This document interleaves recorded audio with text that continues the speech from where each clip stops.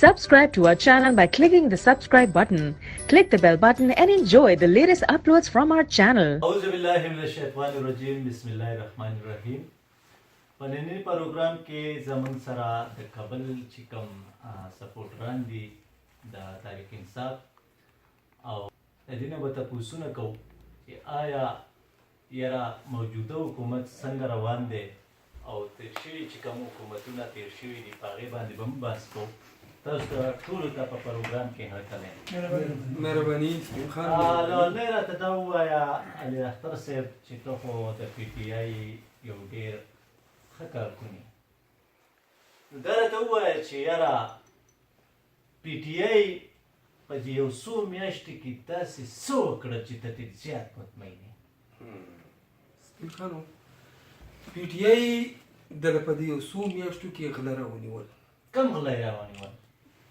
تا ته په خپله غله نه دي معلوم؟ نه د ځان خبره کوو لکه کوم غلی یې راونیول؟ ته دونه سیاسي سړی یا ووایه مالکه دا ویه مالکه نمونه یې راته شرمه ووایه. کوه مړه ستا پروګرام له راوستیم کوشر له دې نه راوستیم. زه تا سره اوس تا زمانه تپوس کړی دی. زما خو قسمه قسم ولې ته دي. د نواز شریف وکالت کې څه چې ته ماته وایې چې دا کوم غله دي؟ زه د نواز شریف وکالت نه کوم خو دومره وایم چې یاره کم غلی رانیولي. نه دا نواز شریف یې دله راونیول، ها دا شیبه شریف یې دله ها راونیول، اوس ته له روان دی زردالي دله رانیسي.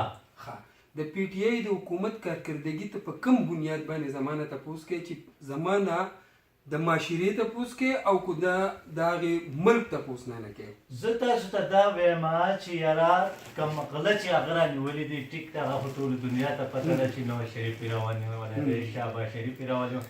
خو زه چې په خپل سپیچ کې کوم ویلي وو چې زما 20-21 چې سنیټر چې دي نو هغه خرج شوي دي. خرج شوي دي ویستلي او کم دا کمې وکړي. سپین خانو ستا ذهن له هغه ځای ته نه رسي چې دا سینیټر و که دا ایم پی ای و.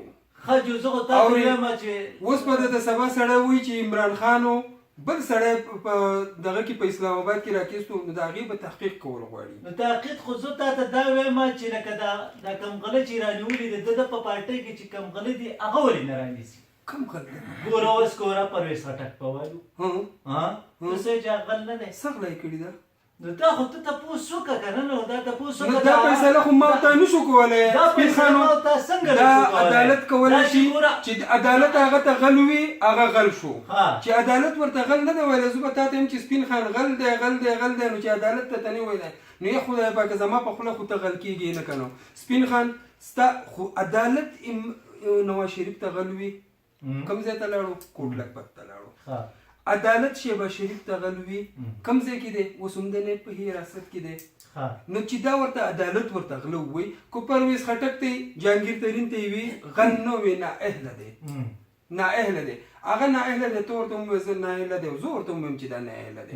خو چې غل ورته عمران خان نه وایي، عمران خان د چا د غلا سره څه کار نشته دی. چې نشته نو وزیر اعظمي بیا ولې کوي؟ وزیر اعظمي په عدالت دا پیسې د خپل غلا خبره چې ده که نه یو خو پرویز خټک ته غل کو یو سړی اوس زه ووایم چې دې سړي غلا کړې ده پوه شوې دا ثابت کول زما کار دی به ته ثابت کړې چې پرویز خټک غل دی بیا به عدالت کوي. او بل هر یو اداره چې ده که نه دا که ټولې سپین خانو دا راته اوس ووایم په ګورنمنټ کې کیس جوړ شوی دی او نه په زرداري باندې دا دلول په یو بل کې هغه ګولي ډنډه کوله چې زه به تا بدناموم او ته به ما بدنامې او دا شی به دواړو به په یو بل کې کمپرومایز کوو.